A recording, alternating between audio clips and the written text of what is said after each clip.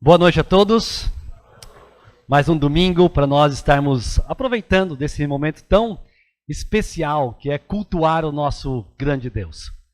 Você tem ficado atento com as notícias do mundo? São várias coisas acontecendo.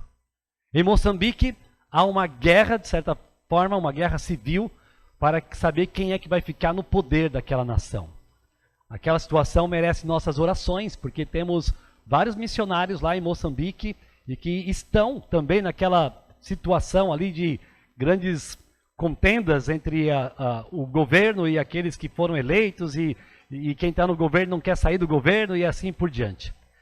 Temos um cenário de guerra já há mais de tempo aí, mais de ano, de Ucrânia e Rússia, toda aquela situação, uma luta por território. Também temos recentemente uma situação de eleições na nação conhecida como a principal nação do nosso mundo, lá nos Estados Unidos. Então, todas as atenções voltadas para quem seria eleito ali. Tantas coisas acontecendo, tantas questões de poder envolvidas, tantas questões de quem é que tem que estar aqui ou ali, para onde que o poder vai se expandir e coisas parecidas. Essa situação, esse cenário, de certa forma, é antigo. Você vê isso na história do mundo. Lá no primeiro século, por exemplo, você tinha o Império Romano. E o Império Romano estava em ascensão, se expandindo pela Europa, pelo norte da África, pelo Oriente Médio.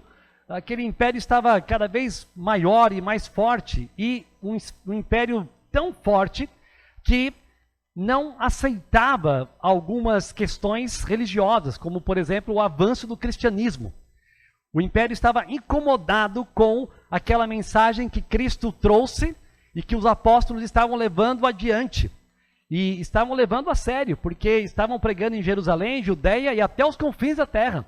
E o Império Romano estava insatisfeito com este avanço, de tal forma que as perseguições contra a igreja se intensificaram.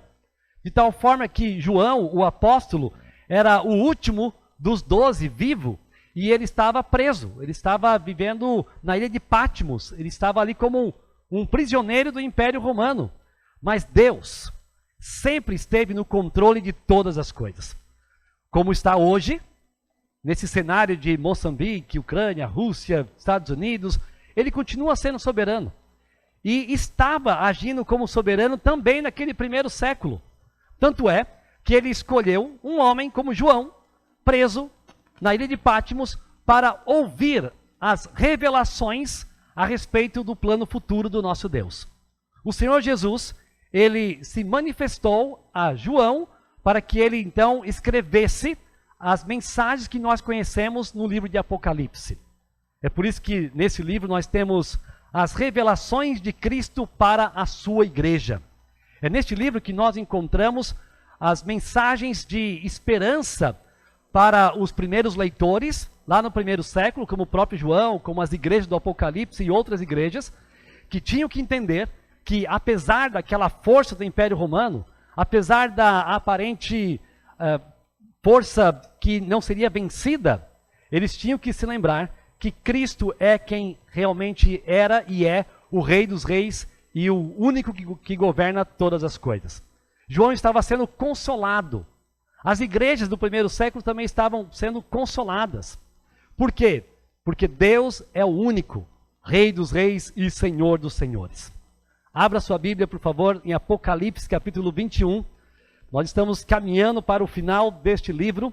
E se você perdeu alguma das mensagens, vá para o canal da Igreja Batista Cachoeirinha no YouTube. Já falei, clique no sinal, no sininho, se inscreva no canal, dê o seu joinha lá, faça seu comentário, né? Tudo aquilo que você sabe que tem que fazer, porque você já conhece esse mundo que nós vivemos das mensagens digitais, do mundo digital. Mas lá você pode ver várias mensagens do livro de Apocalipse. Agora estamos no capítulo 21. Claro que para você entender melhor, você precisa se lembrar pelo menos de algumas das mensagens dos primeiros capítulos. Mas hoje nós vamos mencionar alguns pontos aqui que vai conectar com coisas anteriores e você vai poder entender um pouco mais da mensagem deste capítulo.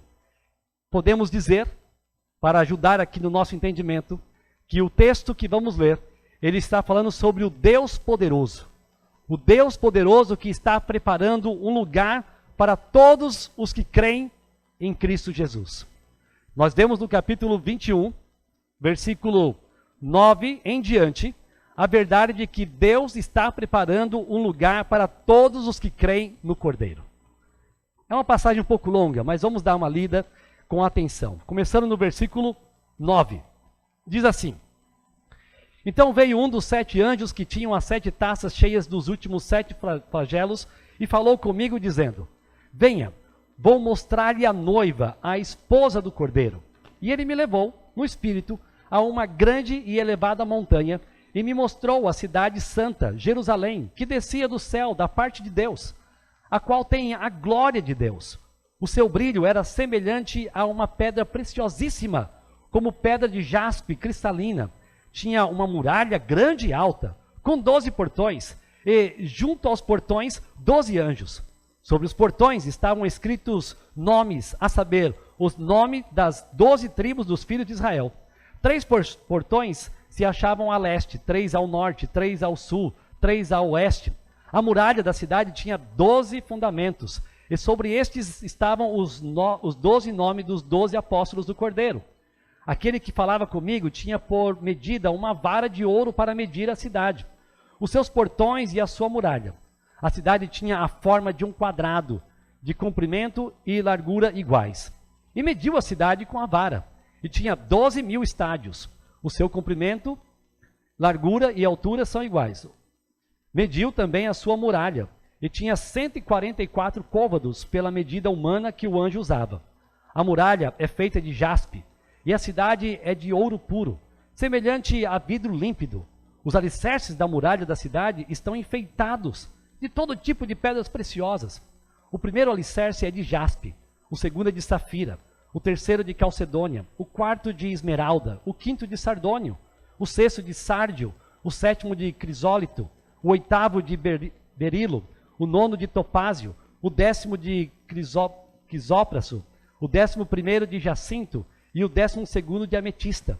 Os 12 portões são 12 pérolas, e cada um destes portões é feito de uma só pérola. A praça da cidade é de ouro puro, como vidro transparente. Não vi nenhum santuário na cidade, porque o seu santuário é o Senhor, o Deus Todo-Poderoso, e o Cordeiro. A cidade não precisa do sol, nem da lua para lhe dar claridade, pois a glória de Deus a ilumina, e o Cordeiro é a sua lâmpada. As nações andarão mediante a sua luz, e os reis da terra lhe trazem a sua glória. Os seus portões jamais se fecharão de dia, pois nela não haverá noite. E lhe trarão a glória e a honra das nações. Nela não entrará nada que seja impuro, nem o que pratica a abominação e mentira, mas somente os inscritos no livro da vida do Cordeiro. Vamos orar. Senhor, temos aqui a sua palavra, que nos apresenta um lugar, uma cidade santa, o lugar onde aqueles que creem em Cristo poderão habitar. E nós somos gratos por essa revelação do Senhor na tua palavra, porque hoje, nos dias em que vivemos, podemos imaginar aquilo que o Senhor tem preparado para todos que amam o Senhor, para todos que creem em Cristo Jesus, para todos os salvos pelo Cordeiro. Senhor, que nenhuma das lutas ou dificuldades dessa vida tirem de nós o privilégio desse olhar pela fé, da contemplação daquilo que o Senhor tem para nós. Que nos alegremos hoje, que os nossos corações estejam dominados pela esperança que o Senhor espera que tenhamos. Que vivamos fitos nos teus planos e na tua soberania. No nome de Jesus. Amém. O Deus Todo-Poderoso, Ele está preparando um lugar para todos os que creem no Cordeiro. E este lugar é chamado de Jerusalém, a cidade santa. Com isso, nós já estamos lembrando de uma das verdades que nós já falamos na exposição do livro de Apocalipse. Uma das verdades é que, às vezes, as pessoas pensam que quando morrerem salvas em Cristo Jesus, vão para o céu e aí vão viver eternamente no céu. E é uma verdade parcial, né? Porque nós não viveremos eternamente nos céus, pois vamos para o céu, mas em um certo momento da história, como nós estamos vendo aqui no Apocalipse 21, nós, aqueles que creem em Cristo, estaremos em um lugar, uma cidade santa, chamada de Jerusalém. Claro, faz referência à cidade atual que nós conhecemos lá na região de Israel, capital de Israel, como Jerusalém, mas vai ser uma cidade totalmente diferente, pois serão novos céus e nova terra. Mas nós temos que contemplar, pela fé, o lugar que nós poderemos viver. Todos aqueles que creem em Jesus Cristo. Portanto, aqui nesse texto, podemos ver 5 aspectos da contemplação do novo lar. A contemplação do novo lar que João estava tendo e compartilhando com aqueles que eram seus ouvintes, seus leitores, e que compartilha também conosco, por meio do texto escrito, como nós acabamos de ler. O primeiro aspecto que vamos considerar aqui é a superioridade. Uma superioridade incomparável da cidade santa. Note comigo o versículo 9. Então veio um dos 7 anjos que tinham as 7 taças cheias dos últimos 7 flagelos e falou comigo, dizendo: venha, vou mostrar-lhe a noiva, a esposa do Cordeiro. Aqui a noiva não é a igreja, mas sim a cidade santa. E eu vou explicar isso daqui a pouco. Mas para você entender esse ponto da superioridade incomparável da cidade santa, você precisa voltar um pouco atrás. Então, note agora no capítulo 17, versículo 1, e perceba como que as palavras são semelhantes. A mesma introdução, digamos, da visão que João recebeu a partir dos anjos.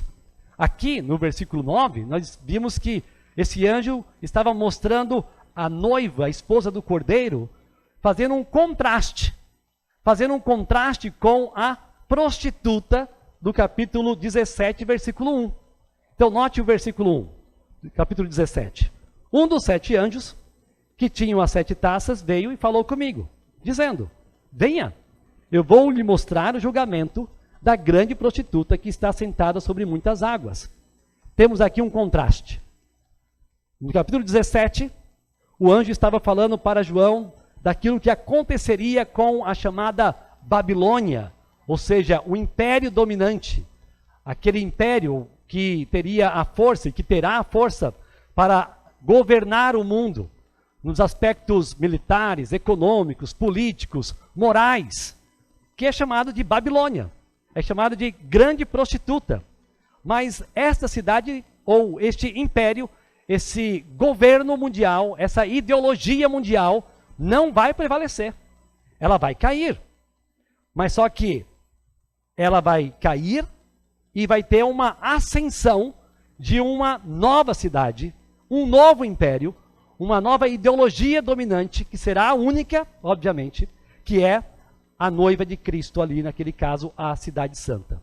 Não vai prevalecer mais o império da Babilônia, prostituta, porque vai ser superado e vai se instalar aquela que será a nova cidade, a cidade santa.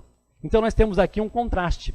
Nós temos aqui o termo noiva em contraste com prostituta. A palavra noiva é usada para a cidade santa, Jerusalém. E a palavra prostituta é usada para a Babilônia. Babilônia não literalmente pensando no império babilônico, que já não existe mais, obviamente. Mas aquele império dominante do fim dos tempos, dos dias que João estava contemplando, não vai prevalecer. Aquele império que surgirá. Veja no capítulo 18, versículo 2.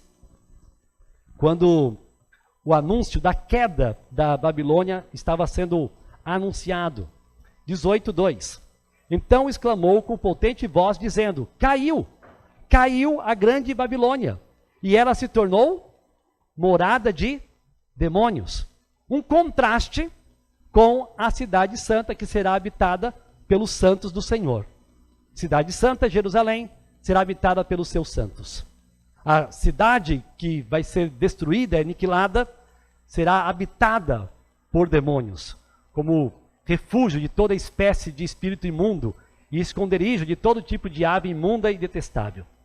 Assim, nós notamos que a cidade santa, ela será extremamente superior a qualquer grande império deste mundo. O sistema moral deste mundo, o império das trevas, como também pode ser chamado, as forças, as ideologias, as narrativas que são contra os valores divinos, que são contra a própria pessoa do Senhor e o seu Filho Jesus Cristo, contra a sua palavra, parece até que tem força que está prevalecendo, mas não será vencedora. Vai ser aniquilada, vai deixar de existir. Deus irá punir todos que se levantam contra ele. Portanto, João, ele estava sendo consolado com as profecias do que haveria de acontecer a respeito do fim do império dominante. Não importa se vai ser império romano, qualquer outro império deste mundo, mas não vai existir mais. Mas ele está sendo consolado por causa da ascensão e o estabelecimento do povo de Deus em uma cidade santa para toda a eternidade. O povo de Deus, naquele primeiro século, estava sendo perseguido, estava sendo desprezado, mas aquilo não iria durar para sempre. João estava lembrando disso. A igreja estava se lembrando disso. Eles estavam se lembrando de que somente Jesus é o Senhor dos senhores e Rei dos reis. Eles então estavam olhando para as dificuldades que estavam enfrentando, mas estavam também se lembrando, isso acabará. Um dia estaremos num lugar totalmente diferente deste mundo. É a mesma mensagem que eu e você temos que entender.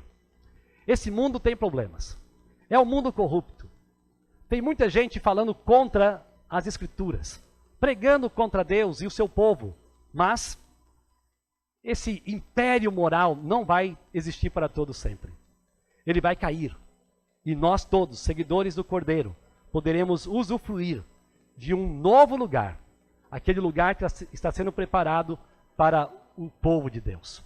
O povo de Deus pode ter um olhar para aquilo que virá e não ficar olhando apenas para as coisas deste mundo. Devemos contemplar essa grande cidade que o Senhor está preparando para aqueles que creem no Cordeiro.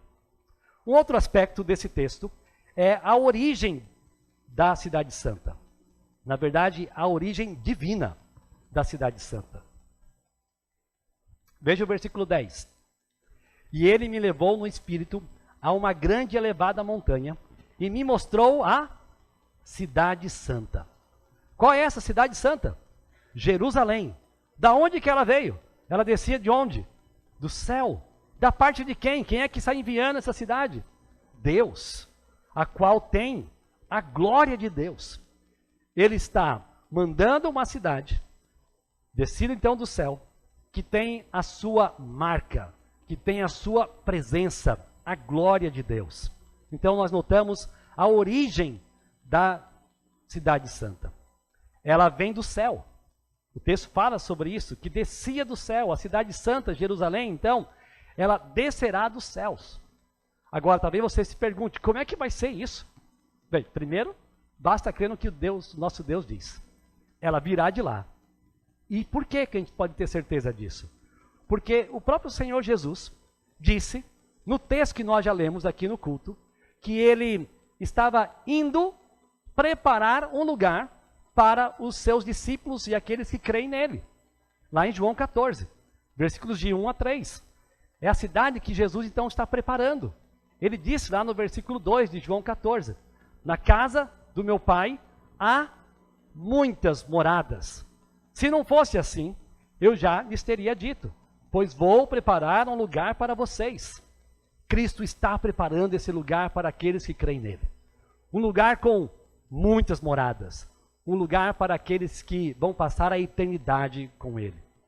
Mas um ponto aqui também interessante é justamente a questão da glória de Deus nesta cidade. Veja que o texto diz, a qual tem a glória de Deus. Será uma cidade da parte de Deus que virá dos céus. Mas será uma cidade com a glória de Deus. A glória que esteve, por exemplo, no tabernáculo. A glória que esteve no templo, quando ele foi construído por Salomão. para você se lembrar disso, deixe-me citar aqui 2 textos bíblicos do Antigo Testamento. Primeiro, Êxodo. Êxodo 40, versículos 34 e 35. Ali, você vê que o tabernáculo tinha sido construído. Tudo nos detalhes como Deus tinha dito para Moisés. Cada detalhe era importante. Deus não disse, faça uma tenda. Deus disse, você vai fazer assim, assim, com esse material, com essa cor, dessas medidas e tudo. E aí depois que tudo estava pronto, veja o versículo 34. Então, a nuvem cobriu a tenda do encontro, e a glória do Senhor encheu o tabernáculo. Moisés não podia entrar na tenda do encontro, porque a nuvem permanecia sobre ela. Essa nuvem era a presença do nosso Deus. E a glória do Senhor, ela fazia o quê? Enchia o tabernáculo. Muito bem, o povo estava ali no deserto, tinha que montar o tabernáculo, desmontar, continuar a viagem para a terra prometida. E depois de anos, chegaram então na terra prometida, se estabeleceram. Davi foi um rei que ajudou muito ali na expansão do governo e do reino de Israel, porém, ele não pôde construir o que ele desejava construir, um templo para o Senhor, um santuário para o Senhor. Mas Deus disse que Salomão, seu filho, é quem construiria, e Salomão assim fez. Então veja 2 Crônicas 7, versículos 1 e 2. 2 Crônicas 7, 1 e 2. Quando Salomão acabou de orar, desceu fogo do céu e consumiu o holocausto e os sacrifícios. E a glória do Senhor encheu o templo. Os sacerdotes não podiam entrar na casa do Senhor, porque a glória do Senhor tinha enchido a casa do Senhor. Assim como a presença de Deus habitou o tabernáculo, a presença do nosso Deus, a sua glória, habitou o templo, que mais tarde então foi destruído. Um parênteses aqui, muito importante para todos nós, nos dias que nós vivemos. Às vezes nós usamos a seguinte expressão para se referir ao templo que nós nos reunimos. A casa do Senhor, o templo, o santuário. É pecado usar esses termos para a nossa construção, o nosso prédio? Não. Porém, temos que entender que são coisas bem diferentes. Uma coisa era aquele templo único. Somente aquele templo lá em Jerusalém representava a habitação de Deus com o seu povo. Ele era único. É por isso que os judeus espalhados pelas regiões ali da terra, eles viajavam, quem não morava em Jerusalém, procuravam viajar pelo menos uma vez ao ano, 2 ou 3, para aqueles que podiam fazer mais, investir mais nessas viagens, para estar lá, no templo. Era um lugar único. Hoje, quando você fala assim, hoje é domingo, vou para a casa do Senhor. Sim, é um prédio nosso, mas não é a casa especificamente do nosso Deus, como era o templo no Antigo Testamento. Portanto, aqui uma liçãozinha extra, de graça. Né? Não fique achando que essas 4 paredes são sagradas ao ponto de não poder fazer isso ou aquilo, não pode afastar os bancos para fazer uma recepção e coisas parecidas. Nós estamos simplesmente num prédio. Aqui não é um prédio que tem a glória de Deus, como acontecia com o tabernáculo e com esse templo que foi construído por Salomão, depois destruído, reconstruído, e agora também já foi destruído novamente. E quando você vê aquela foto, pelo menos, aquela imagem do chamado pátio do templo dos dias de hoje, ali você vê que não está o templo do nosso Deus lá. Ali foi tomado, de certa forma, pelos islâmicos, os muçulmanos, e eles dominam aquela área. E ali então não tem mais o templo de Israel, o templo do nosso Deus. É por isso que os judeus, eles se aproximam até o chamado Muro das Lamentações. Porque para eles não podem subir lá naquele pátio, por conta do governo muçulmano. Então, um judeu não pode subir lá. Então, eles chegam até o ponto mais próximo que eles podem. E o ponto mais próximo é aquele muro. E ali eles fazem suas orações, ali eles adoram a Deus, porque eles creem que ali é o lugar mais próximo do templo aonde Deus estava habitando, porque eles creem que ali estava o Senhor com a sua glória. O templo, o prédio não está mais lá, mas eles entendem que ali seria o lugar mais próximo para ter essa experiência da presença de Deus. Mais uma coisa de graça para você. Não adianta mandar o seu nome num papel escrito para colocar lá, para conseguir uma bênção especial, tá? Ah, eu vou fazer uma viagem para Israel, me ajuda, me manda R$1.000 que eu levo para você e tal. Não cai nessa. Não cai nessa. Né? Pode ser uma questão simbólica, nada mais. Mas não ache que porque o seu nome está lá, então, sim, a bênção chegará. Não pense assim. Muito bem, entendendo isso, temos que pensar no seguinte. Esta cidade, a cidade santa, assim chamada, ou seja, uma cidade separada por Deus, por isso santa, ela vai ser totalmente diferente de qualquer outra cidade que você possa imaginar ou já ter visto no planeta Terra. Homens já tentaram construir grandes cidades.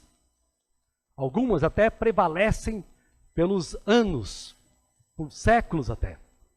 Você vê que aqui na nossa América, especialmente já indo para a América Central, né, ainda você encontra grandes construções de incas, maias, astecas.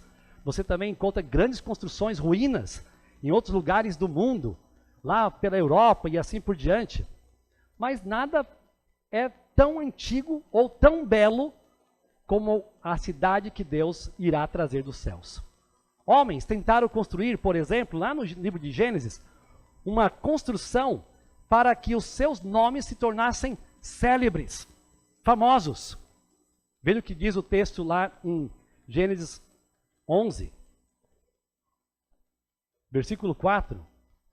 Disseram, venham, vamos construir uma cidade e uma torre cujo topo chega até os céus e tornemos célebre o nosso nome, para que não sejamos espalhados por toda a terra.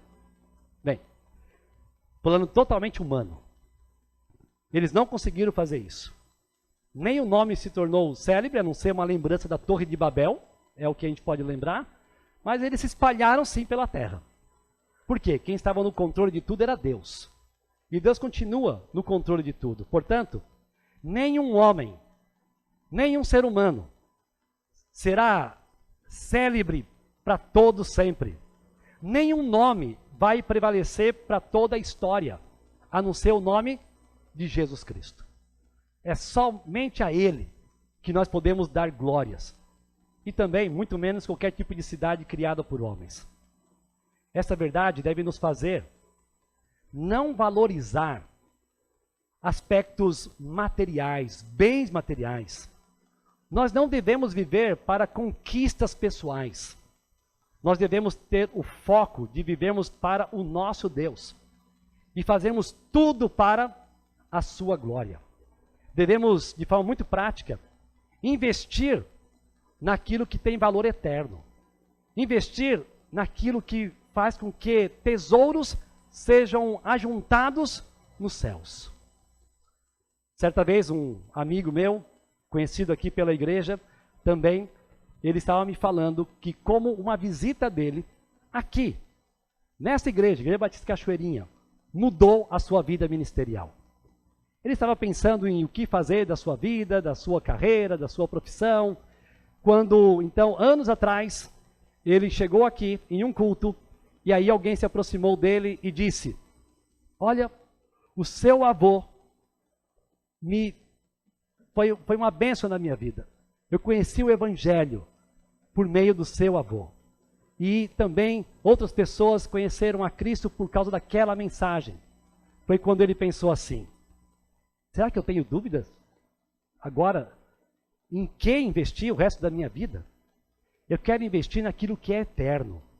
Porque o meu avô serviu ao Senhor como missionário aqui no Amazonas, evangelizou pessoas, implantou uma igreja e por décadas depois as pessoas ainda falam sobre a importância daquela mensagem pregada. Onde você está investindo os seus esforços?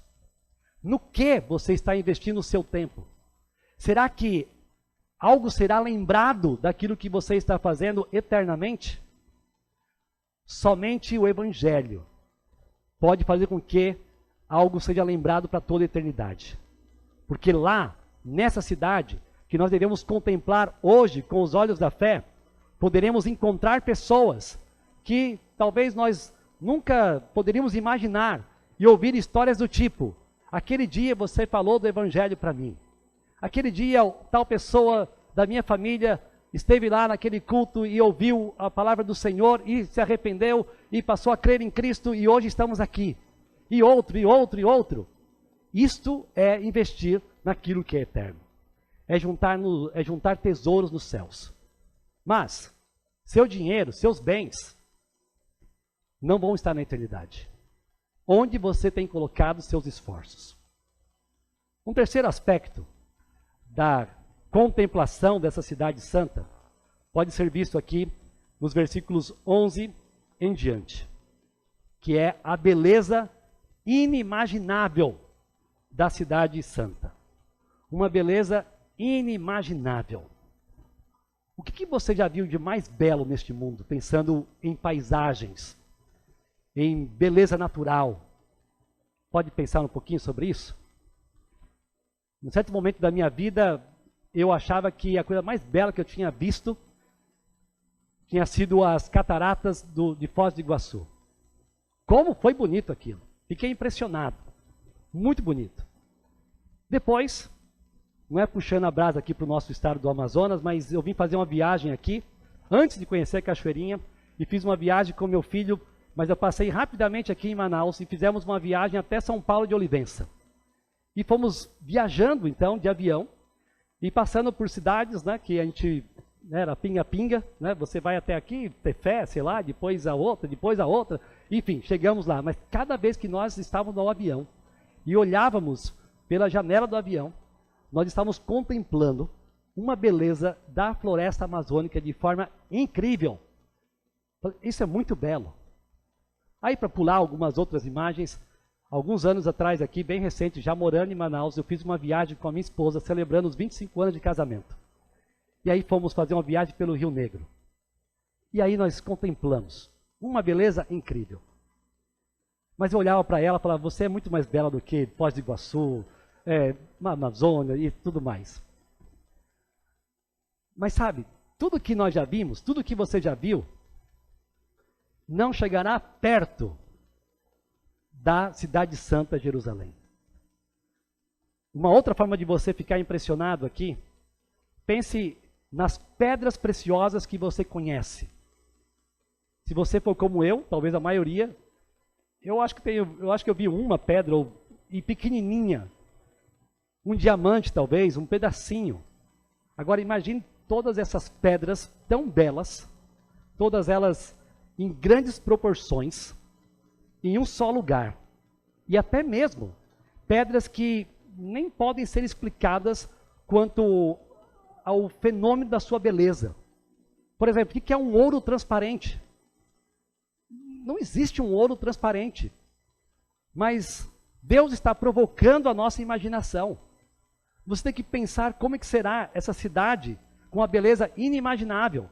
Uma cidade com muralhas, uma cidade com portões, uma cidade com fundamentos, alicerces, uma cidade com praça. É uma cidade incomparável. Uma cidade dentro daqueles padrões da época de João. Muralhas, alicerces, portões, praças. Claro que ele não estava descrevendo cidades como nós conhecemos nos dias de hoje. Mas ele estava impressionado com tudo aquilo.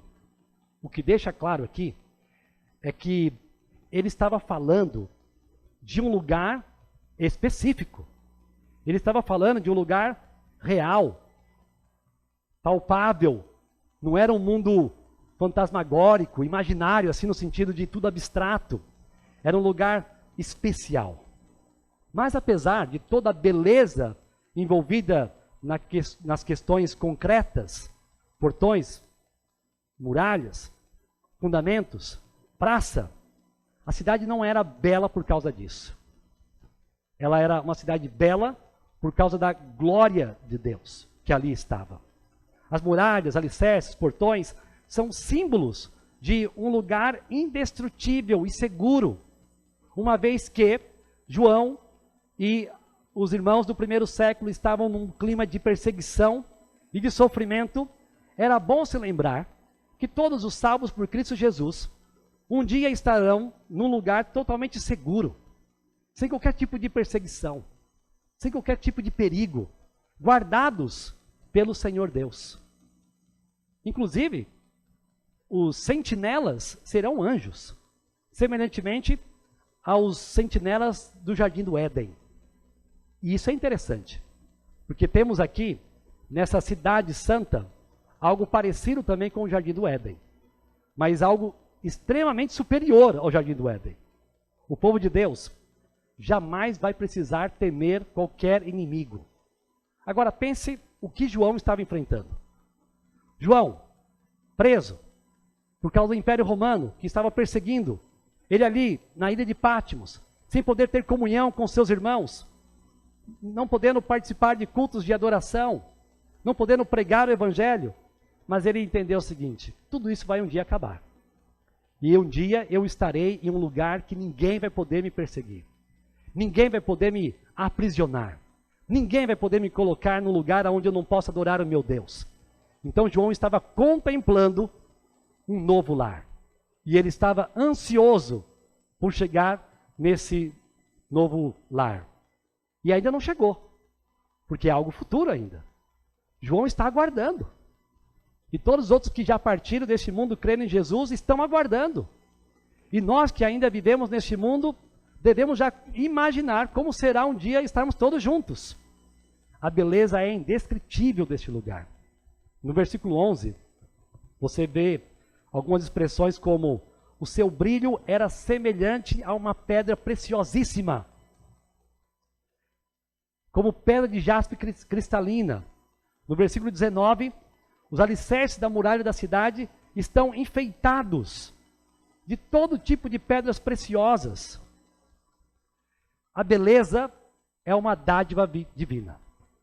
Deus criou esse mundo que nós conhecemos aqui, neste mundo, com tantas belezas para nós contemplarmos as obras de suas mãos. Os céus, o firmamento, o mar, o universo, as estrelas. Quando nós contemplamos a criação, devemos lembrar do Criador, do seu grande poder, da sua soberania, da sua criatividade de criar coisas tão belas. Mas Ele ainda espera que nós estejamos alimentando a imaginação para nos preparar para esse lugar tão incomparável. Lendo o livro de Apocalipse, às vezes me vem à mente o seguinte: não era mais fácil Deus parar de usar símbolos e falar diretamente? Pronto, é isso aqui, ó. Mas Ele faz o uso de símbolos. Ele nos provoca a mente para nós alimentarmos a imaginação. Nosso Deus quer que nós sejamos criativos também. E fiquemos, às vezes, imaginando e contemplando aqui na nossa mente como será este mundo. Como será estar numa praça com tantas pedras preciosas? Como será estar numa cidade tão bela assim? Ele quer que nós ocupemos nossa mente com aquilo que é belo, aquilo que Ele tem criado e aquilo que nós um dia contemplaremos como sua obra-prima. Tudo isso enfatiza a sua criatividade, isso enfatiza a sua soberania, isso enfatiza a beleza que Deus tem e que Ele a apresenta a nós de forma extremamente limitada a partir daquilo que nós contemplamos deste mundo e daquilo que Ele vai trazer a nós como cidade santa. As medidas dessa cidade são perfeitas. Essa menção de vara de medir, quantos metros para cá, para lá, tudo isso para mostrar que a cidade ela é perfeita. Ela é perfeita. Não sei se você já teve a experiência de acompanhar uma obra de algum pedreiro. Né? Você construindo uma casa, talvez, alguma coisa. Aí quando você acha um pedreiro bom, aí você põe um esquadro lá no cantinho, tá, opa, certinho. Mas quando você pega um pedreiro ruim, que vai ter que arrumar aquilo na massa do reboco. E você gasta mais material, olha, fica mal feito, fica fácil de notar que estava torto. Por exemplo, no assentamento de pisos, de cerâmicas. Como é que consegue sair daqui alinhadinho, chega lá, tem que quase colocar mais uma peça de tão torto que saiu aqui. A parede estava torta, aí um pedreiro culpa o outro e assim vai. O Senhor está nos mostrando que tudo o que Ele faz é perfeito. Tudo perfeito. Qual é essa medida dessa cidade? Ela é um cubo, um quadrado, de uma forma que é totalmente diferente do que a gente pode imaginar, mas em medidas atuais, seria algo que em extensão seria próximo de 2.400 quilômetros. 2.400 quilômetros. Tem noção disso? Manaus até Maringá, no norte do Paraná. Ou seja, a distância da minha casa para a casa da minha filha. Ou melhor, para a casa da minha futura neta. Né? Então, 2.400 metros. Cabe bastante gente. Cabe muita gente. É lugar que tem um espaço suficiente para todos os santos.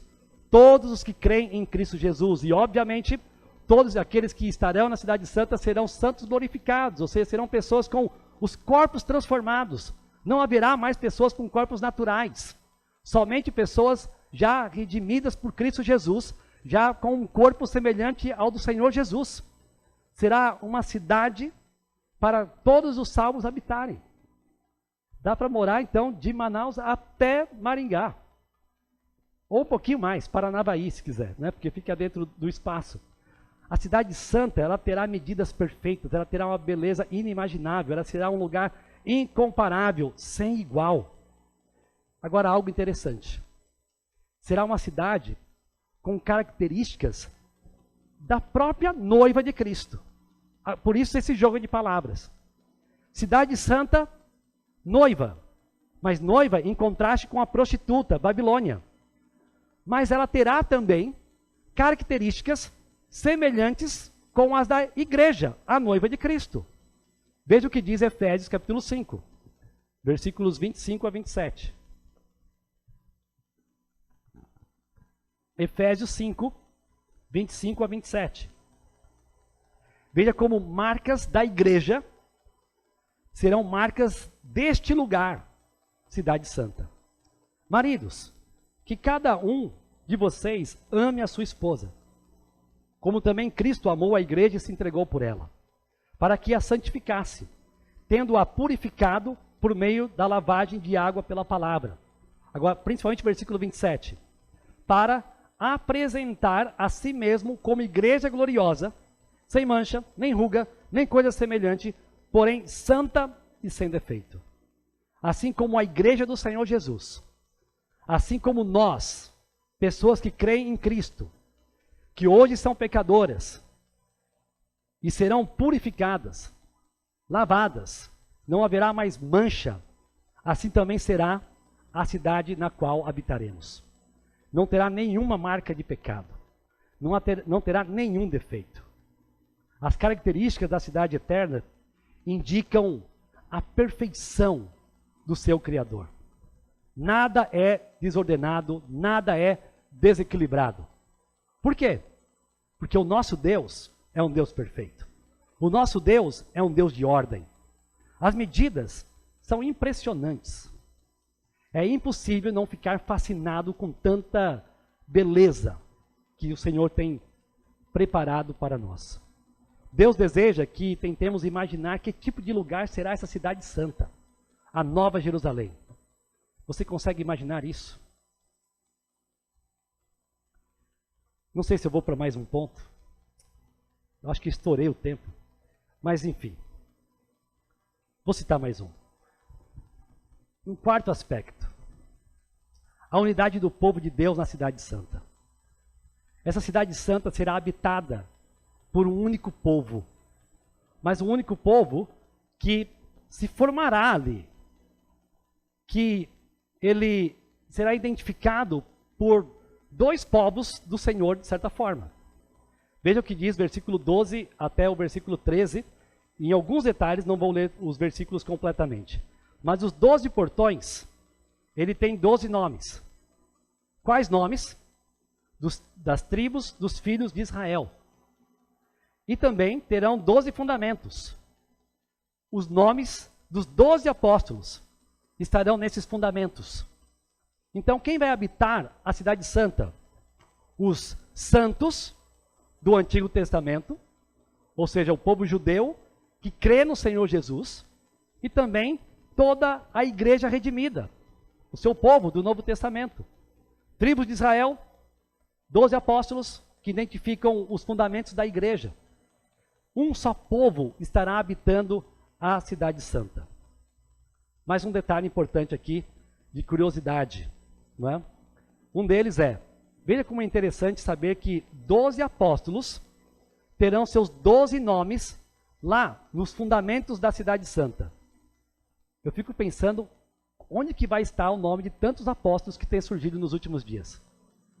É o apóstolo tal aqui, é outro apóstolo ali, mas só tem 12 vagas. Só tem 12. Será que o famoso daqui da nossa cidade vai tirar o nome de um dos que está lá para, opa, aqui é meu, aqui é meu? Não faz sentido. O apostolado, ele era um ofício para aqueles 12 seguidores de Jesus. Aqueles 12 que andaram com Cristo, que foram testemunhas da sua ressurreição. E 12 nomes estarão, então, na base, nos alicerces da cidade santa. Não existe espaço para mais apóstolos. Apóstolo não é um termo adequado para identificar um líder de igreja hoje. Biblicamente seria pastor ou presbítero, se quiser. Até bispo, se quiser, mas todos eles é a mesma coisa. Mas apóstolo pode até se chamar assim, mas não cabe aqui na cidade santa. Já tem 12 lá. Mas também, um outro detalhe, que é importante nesse nosso contexto político brasileiro. De vez em quando, alguns grupos se manifestam, alguns grupos evangélicos na política. Aí se vestem de verde e amarelo, e levam a bandeira de Israel, e tal. E aí, parece que eles estão dizendo o seguinte: Israel é o povo de Deus, todo esse povo vai ser salvo por ele. Será? Você tem que entender o seguinte: hoje Israel é uma nação, uma das nações menos evangelizadas do mundo. Não é só porque eles são Israel que automaticamente já são salvos. O Senhor Jesus disse: eu sou o caminho, a verdade e a vida. Ninguém vem ao Pai a não ser por mim.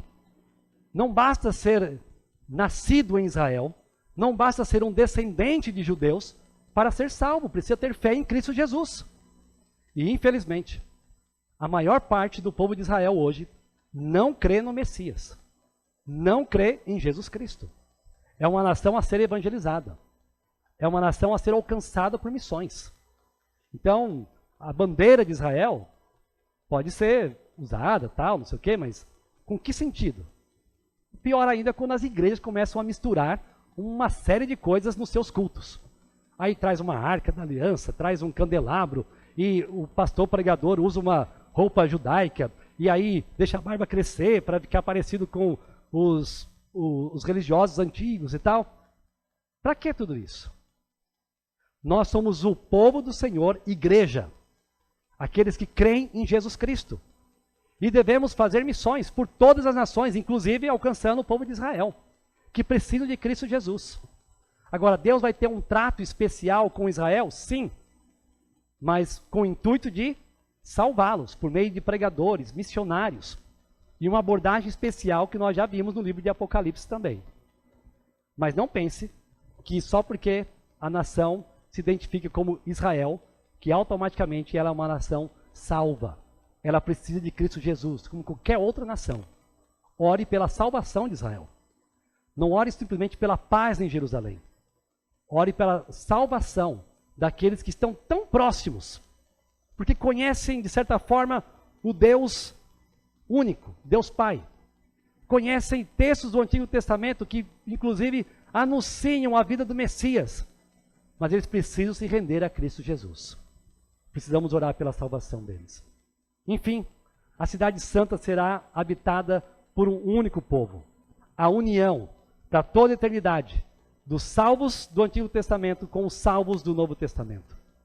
E quero concluir então dizendo que na Cidade Santa, no lugar que todos os salvos em Cristo estarão, não haverá mais diferença entre Israel e igreja. Não haverá mais diferença entre santos do Antigo Testamento e santos do Novo, porque todos serão um único povo de Deus. 1 Pedro 2, 9 e 10. Quero ler para nós encerrarmos. Diz assim, 1 Pedro 2, 9 e 10. Vocês, porém, serão geração eleita, sacerdócio real, nação santa, povo de propriedade exclusiva de Deus, a fim de proclamar as virtudes daquele que o chamou das trevas para a sua maravilhosa luz. Antes vocês nem eram povo, mas agora são povo de Deus. Antes não tinham alcançado misericórdia, mas agora alcançaram misericórdia. Ali, na Cidade Santa, estarão todos os salvos por Cristo. Estaremos juntos por toda a eternidade. Contemple a Cidade Santa. Alimente no seu coração a esperança de um dia estar nessa cidade para toda a eternidade. Não deixe de vir no próximo domingo para ouvir mais sobre a Cidade Santa, que eu não terminei. Então, continuaremos depois. Mas quero encerrar dizendo: o acesso para a Cidade Santa é a crença em Jesus Cristo. Ele é a chave, Ele é o caminho, Ele é o único acesso. Creia em Cristo Jesus, para que você possa um dia estar na Cidade Santa. Vamos orar. Senhor, obrigado por Tua palavra e por essa descrição de uma cidade que nós nem conseguimos imaginar de quão bela ela será.